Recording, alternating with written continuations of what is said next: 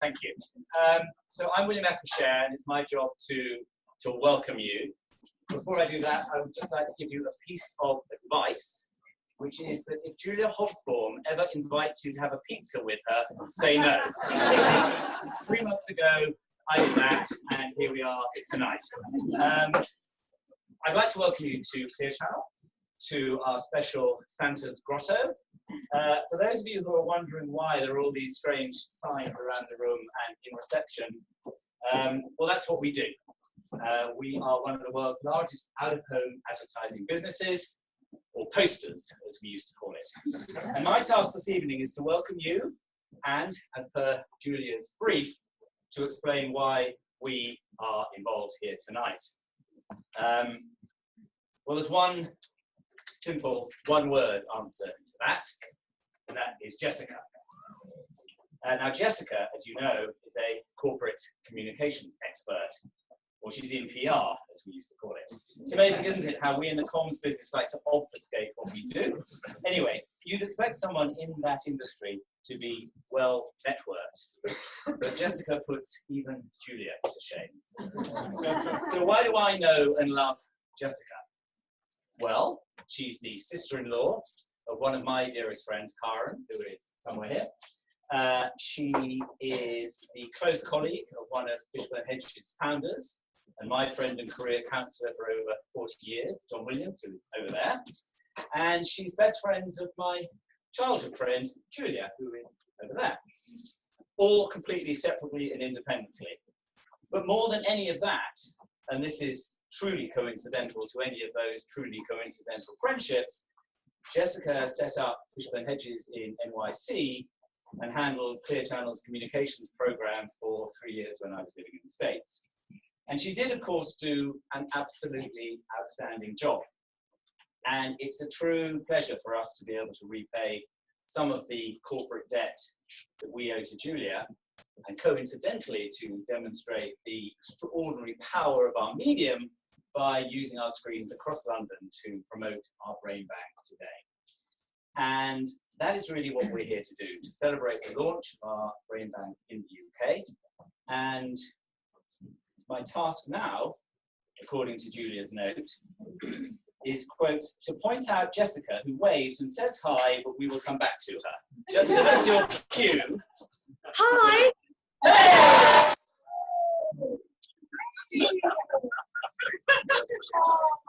Right. You're just meant to wave and say hi. Would you like to do that again?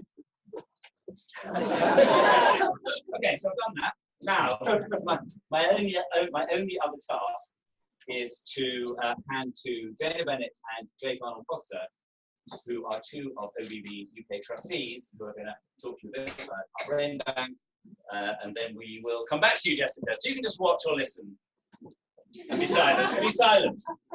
Okay, right, Jake and Jada. Hey, Jake. First, hello, I'm Trustee, and I know quite a lot of you here, and I just wanted to do some thanks. It's like a wedding. I think the thank you was an easy task, but you can remember everyone, so I've written them down.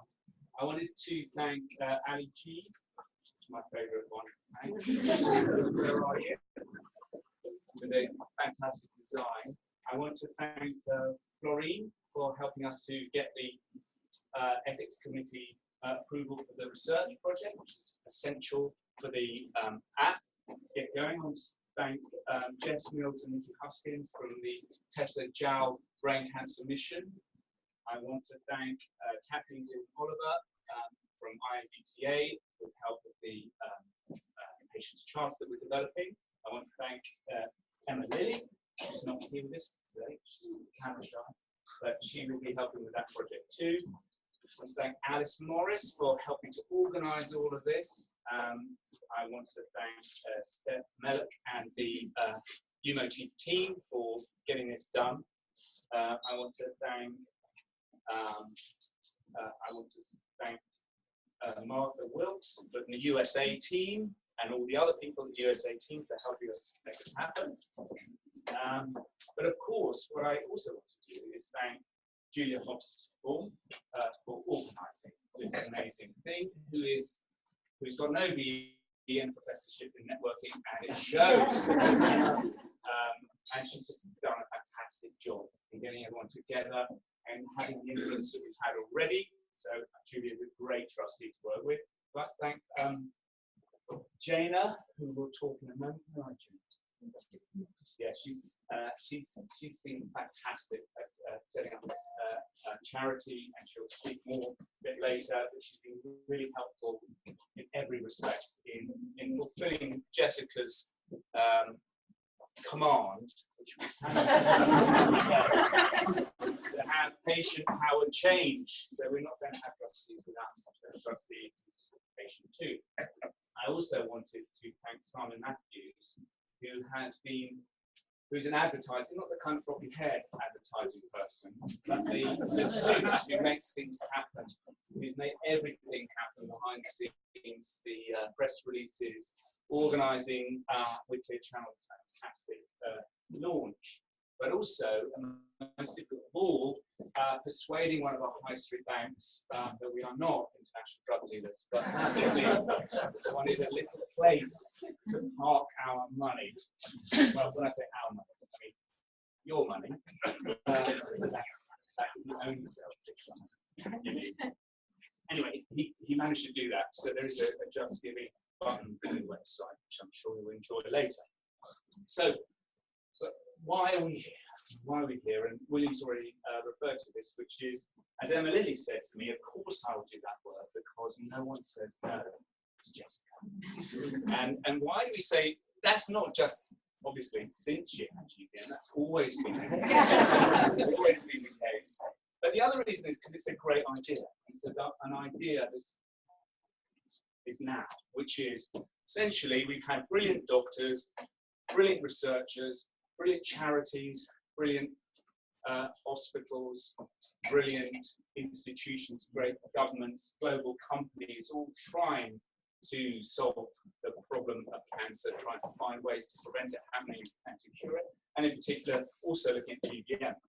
But I think they're realizing now that what they need to do is make common cause with people who have those diseases, not just in the simple way of being supportive of them and treating them, but also finding the support that they can give in donating their data, lobbying for change, sharing information, helping each other, finding common cause. And so why is that a brilliant idea? Because that's a brilliant idea for all those institutions, those great institutions that are doing a great job. But it's also, I think, for many, if not all people who have GBM, a great idea for them too, which is how do I connect with people? How do I do something? How do I make a difference? And of course, the thing that you're allowed to do through this wonderful app is to collect that data, donate it to research, and help other people to deal with this dreadful disease. But in addition to that, this is a mechanism, and I think Jessica and the charity around has done a fantastic job in finding a way through this connection, through this data app, to connect with each other and to find common cause and to understand what's happening to each other and help each other find the best possible treatments they can. So it's a fantastically brilliant idea that has come of age. And because of Jessica and all the people in this room and all the other people out there, this has been allowed to happen. This great idea has come to fruition. And that is down to her. She's got 9 screens which she's going to fill soon. Her genius. But before she does, I just wanted to say one last thing, which is you're all wondering, how can I help? I'm assuming. Everyone is asking, what can I do? And I suppose the simplest thing you can do is tell people about it, because the thing that we need is more data. That means more people. That means more people connected to this thing in this country, as well as the 500 in America who are using the app right now.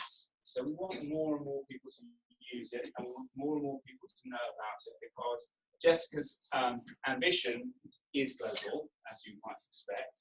So we expect to be launching these kinds of events in every country in the world with your help. So finally, thank you. I'll hand over to Jana for the next slot.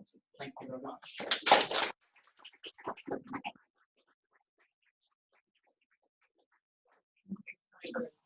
Tuesday I couldn't say no. I'm a living example of Jessica's powers of persuasion, and it was actually through a friend of a friend, where we sort of met. But I'm really pleased to be here, welcoming everybody here tonight. It means a lot. But also my dear family and friends, new acquaintances. And many of the new acquaintances I've met through the community that does exist around OurBrainBank, and also Tessa Giles Charities, the Brain Cancer Mission and Act for Cancer. And that's all happened since I was diagnosed with glioblastoma earlier this summer. And to have that diagnosis was shocking, to say the least. The first thing they say, and I really am the only person they say it to, is don't Google this word. That is not a good sign when doctors tell you not to do that. But obviously, it is pretty scary. And it did come completely out of the blue, but so far treatment is going well, as far as I can say. So now I'll need to relax. But I'm not alone, and I know I'm not alone in saying how important and essential support is in a community is. To just try to navigate the situation. The generosity, the humor, and the advice I've had has been precious and valuable and really humbling.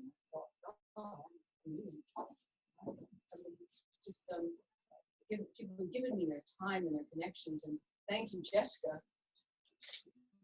for just taking my call out of the blue, and Jess Mills, ditto, with her very new baby, and we had a bit of a connection she didn't even know about, but Jake as well, and Julia, you've all just been so generous, and thank you. And I have used those connections and the suggestions of where else to go and what else to find out. And then thank you to my family. They overnight were turned into researchers. And they probably wish they'd done a few more A-levels in science. But then sewed it up because I knew I'd missed something about monoclonal antibodies. About 15 years ago, when I happened to end up being head of BBC Science and Documentaries, and then editor of Horizon, a lot of love and a lot of learning. It was like going back to school. I remember that was one of those words which now comes back as really important, which I didn't pay any attention to at that time. Anyway, so learning and my family, I call them my life force team, because whatever they're telling me, finding out for me, is potentially a matter of life and death. And their care and their persistence has been incredible. It's a very complex and terrible disease, and quite hard to get your head around. Like that joke. Plus my husband Richard is here, and he is actually phenomenal, and became suddenly turned into, and I think those of you who've seen serious illness in front of you know what it is to have turned into a carer overnight. And he got very annoyed with me, realizing for our hitch to each other, we being in a dependent position, was quite strange and not totally enjoyable. Anyway, but my daughter Alexandra's here, my son Skomer, Charlie, my sister Kim, very good close family friend Lenica, and great friends Lorraine, Elizabeth, Jackie, and Andrew. I just can't tell you how generous you've been, how grateful I've been at your support when you're there. And then when I worked at the BBC as head of television, more than a decade ago, I was lucky enough to get to know Tessa Giles because she was government minister in charge of culture and media at the time. And I came in charge of all the channels, but my big goal was to try to get all these channels launched, the new channels.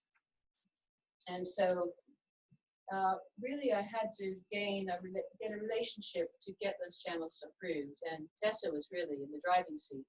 And luckily, she trusted me when I said that BBC 3 would have documentaries, original British comedy, original British drama, and news, and it would be actually high quality. And without her, she got it approved I got it approved with her in working in cahoots. But we wouldn't have had Little Britain, which is coming back. Gavin Stacey, it's coming back. Mighty Boosh, well, Noel Fielding's come back. Watch Great British Bake Off. And sort of go into the TV thing, but anyway, so she also approved BBC4 and the children's networks, and has a big legacy still unfolding in terms of talent in this country, original television, original production. And it's a direct legacy. I want to mention it because she really has not had maybe as much attention on that.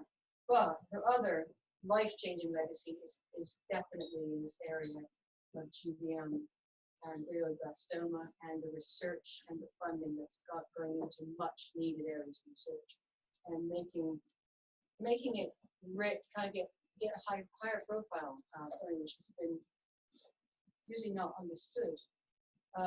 It's a completely different sphere of brain cancer research, and I would pay a huge amount of tribute to her, but also to Jess for taking it forward too, and any of you who are involved, because it is much needed. And that raises the question, what does our brain bank bring to the world of cancer charities in general, and brain tumor charities in particular? Well, I think there's a unique contribution it can make to the UK as a charity.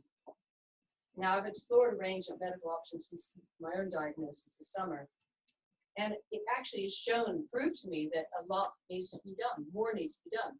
Just the experience of being a patient, which is also being patient-centered and having patients with their experience join Brain Bank, is important, because I can testify to the fact that what is on offer is not sufficient.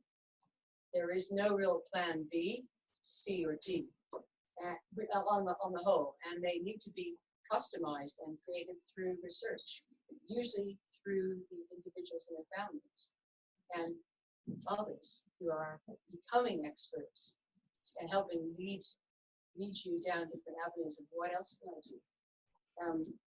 And that's not to criticize my own medical treatment, which has been very good, but it's more to do with options.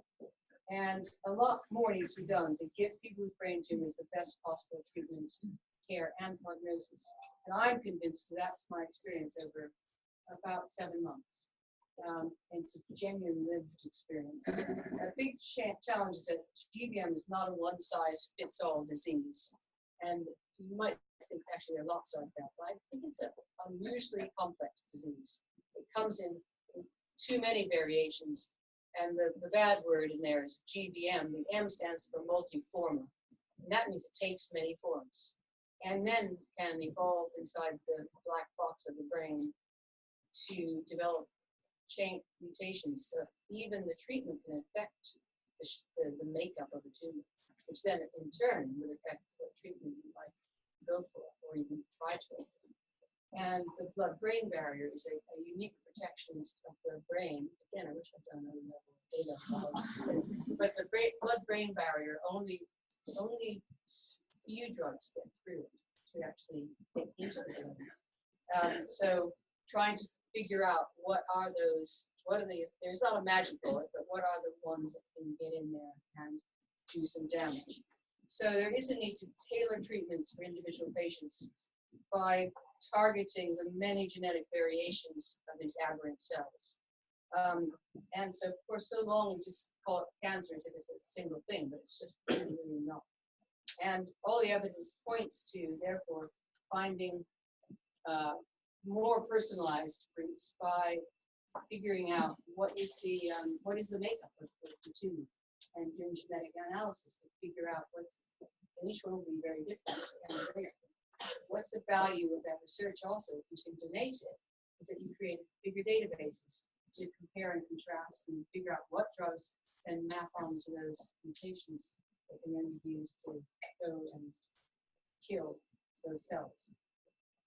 So for the individual living with a brain tumor, there's also evidence that understanding that donation and collation of this and anonymized individual data for the global research community becomes ever more valuable to everybody. You get kind of a bigger effect by doing it.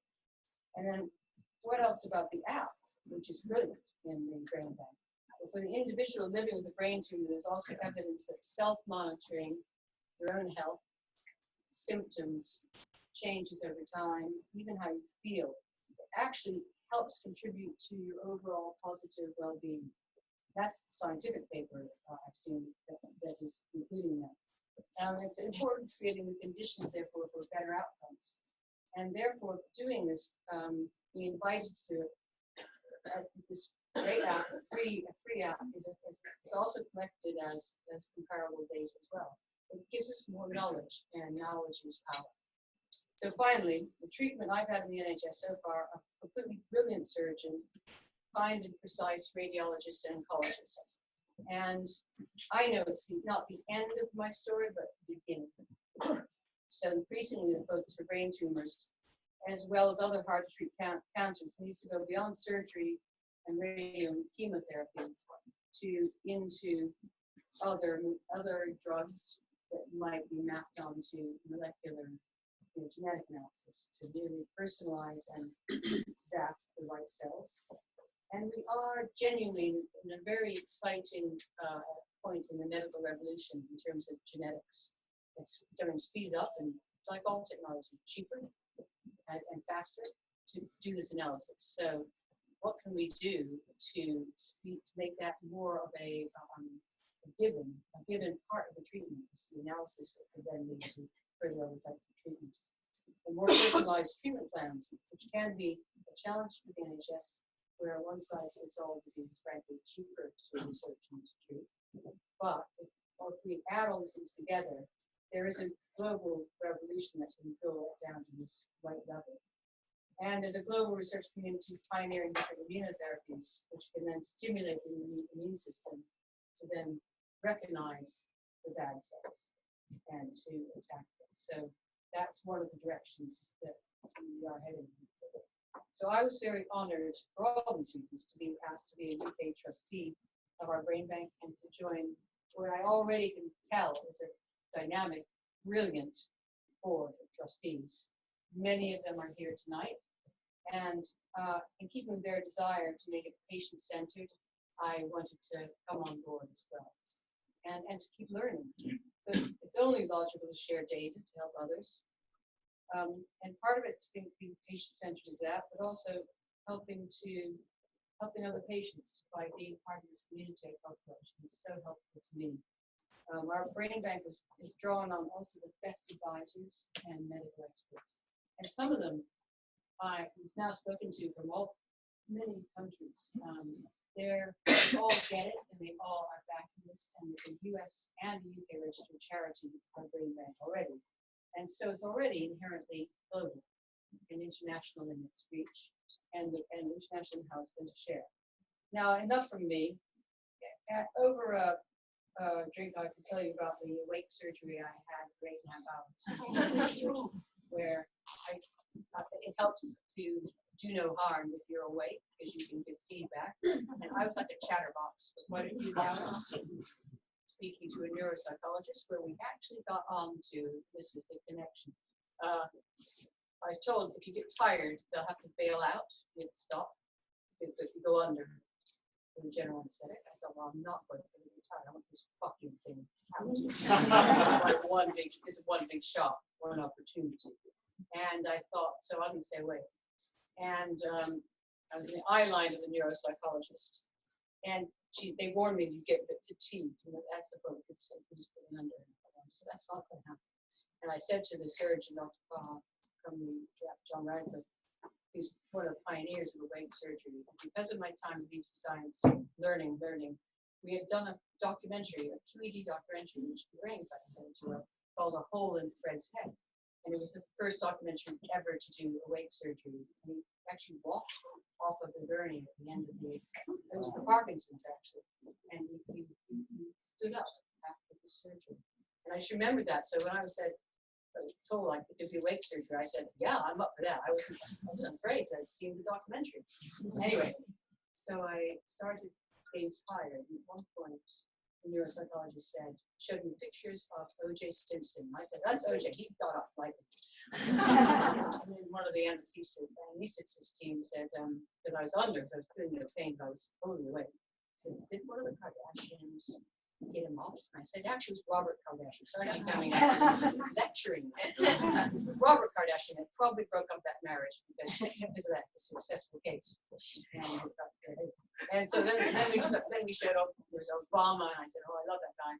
was with him a couple of years ago. We were doing documentaries on History Channel. Enough about me, but anyway, it was an amazing experience.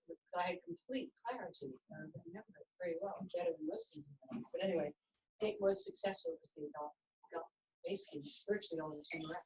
So I kept saying, keep going, and not going to place. And so I do think that was a fantastic first line assault. Anyway, we're going to take a short break now, and then Jessica is going to join us from New York, Brooklyn, the better side of New York. She's in Brooklyn. Oh, we are, okay. And she does fit my definition of dynamic, generous, a positive force of nature, and I have been enriched in my life just by knowing her. So I'm sure what many of you are here tonight. But thank you for listening. I hope you'll all be supporters in whatever way you can. We do need you. Thank you.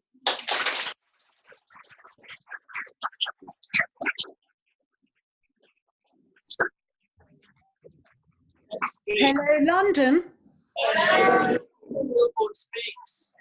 It's so weird. I wish I was with you all.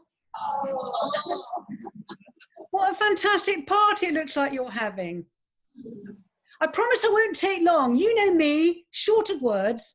I just want to say hello, really. First of all, you know, William, thank you so much. I mean, I was just trying to think, how can we tie all these pieces together? And I think for me, it's all about bringing people together, because what Clear Channel and what William does and what we're doing with our brain bank is saying that there is a space here, a democratic space where we can all come together around a common cause. And that common cause is cancer. We do now, because we're all living so long, our immune systems often can't keep pace with our longevity. So awful cancers like glioblastoma emerge. That's one theory. Glioblastoma tends to affect older people. Obviously, Jana and I being the exception. But that's why so often it's, you know, poor old Senator McCain or Ted Kennedy. Often it's more men than women, typically in their 80s, where their bodies might not be able to cope with the onslaught of chemotherapy and immunotherapy and all the rest of it. Anyway, I just wanted to say I'm so happy to be here and to see this taking root in the UK. And you know why? Because we all need it. This isn't just about people like me and Jana with this incredibly rare, aggressive and complex form of cancer. This is about all of us, because 1 in 2 men in their lifetime will have some form of cancer. 1 in 3 women in their lifetime will have some form of cancer. The question is, what do we do about it? And we have inherited a medical research and regulatory system that really is better suited for people, often fantastically able people in the lab, than for often fantastically able people like you and I, who are not scientists. And what that means is that our experience of a disease like glioblastoma is not the same as what the scientists are experiencing, and insufficient value is given to our experience. A few months after I was diagnosed, and just remember, I was blindsided by a diagnosis. I had a seizure out of the blue while hiking in upstate New York. A few months after my diagnosis, I asked my doctor, Fabio Iwamoto, why glioblastoma is considered so difficult and so complex, and why there wasn't enough research to crack it. And he explained to me that this is from Columbia University in New York, where neuro-oncologists are almost to a penny, that only about 5% of applications for research funding into glioblastoma are successful. 5%. I said, well, why? What do you mean? 95% of the time that you, clever Mr. Oncologist, are spending on putting in these research applications, 95% is wasted? And he said, yes, because funders don't want to research the kind of funding that we need, which is genuinely into the unknown. Of course, funders, like any form of donor, is much more minded to fund sure bets. We need unsure bets. We need innovation. We need imagination, because here's our selling point. If we want to crack cancer everywhere in the world, Let's, instead of looking at cancer as a series of individual diseases, let's look at cancer as a whole. Wouldn't the most cost-effective and fastest route to cracking all cancer lie in looking at the hardest aspect of the problem? If you want to design a doorway that everybody can get through for the first time, you'd design it to take the widest wheelchair and the tallest person. That would be the quickest way to do it. That's what we're saying. If we crack glioblastoma, then in cracking it, then it will be much, much easier to solve all sorts of other cancers. Because cracking glioblastoma means really understanding the genetic side of the disease. It means really understanding the fact that brain tumors actually change in real time every day. It means really understanding why a disease that seems to be a treatment that's working in multiple myeloma, it's still proving so difficult in glioblastoma. Let's, instead of making that a challenge, let's make that an opportunity. Let's say we'll crack the hardest aspect of the disease, glioblastoma first, and that will help shorten the time to crack everybody else. So that's our main sort of approach. And our other main approach is to say simply that actually my experience matters. That I can tell you how I'm experiencing these drugs. I can tell you what it's like to feel nervous about going to a doctor and asking for a second opinion. And there's a value in that to helping the medical community understand how better they can respond. All I've had from the medical leaders that I have spoken to, been treated by personally, and have met throughout the US is positive. The system in the States is different in the UK, but neither are great. Neither put the patient first. And that's what we're doing. And all we're meeting is enthusiasm. People don't have time and they don't have money, but they love our ideas. And so tonight, I wanted to thank you for bolstering us and giving us more excitement and more determination to reach our goals. We're going to turn glioblastoma around. We're going to move it from being considered terminal to treatable, and we're going to do that powered by the people who matter most, and that's our patients. And you're part of that because you're our friends. Thank you.